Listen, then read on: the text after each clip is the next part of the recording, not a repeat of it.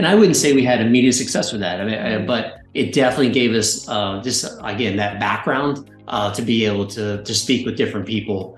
And little do we know, here in 2022, ourselves, we went through a whole succession planning process. And I won't use names, the firm that we utilized, but there in the summer of last year, we kind of went through the whole design. And it's like, hey, Katie and David, you're the sole owners right now. What does it look like in your future as you move into your 50s and 60s? And then we had a partner she's now a partner now. And we kind of talked through like why him, and like why is it a good decision now to have him become a partner and buy in.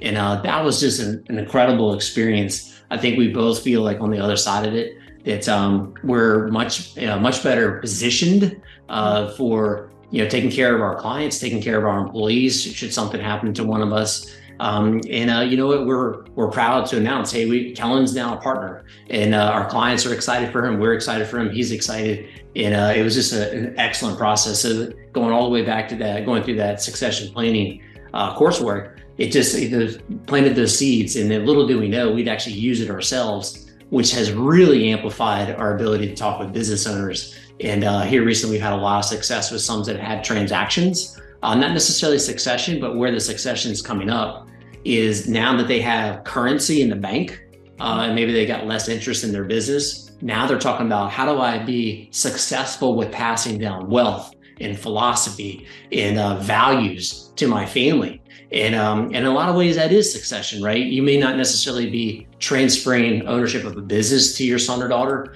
but transferring the values that come with wealth and like family and spirituality and those other elements. We've had a lot of success with that with a handful of business owners in the last year that have had transactions. No doubt. I think going back 10 years ago and starting the course, really not even understanding the real need for it.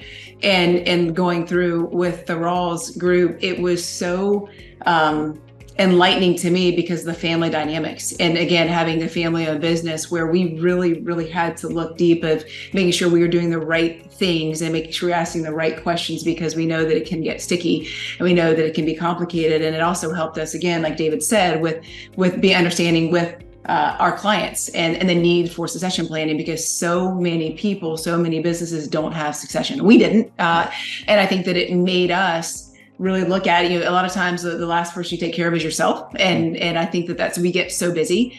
We have 2 young kids that keep us extremely busy in the afternoons, the evenings, the weekends with their sports and activities, where we had to sit down together and make sure that we had a succession plan. Because if we're guiding our clients and helping them along the way, and we don't have one in place, we absolutely had to make sure that we were doing what we were sharing that they used to do. We call that eating your own cookie. Right. It's like, hey, we're going to sell you some food here, but we're not going to eat it, right?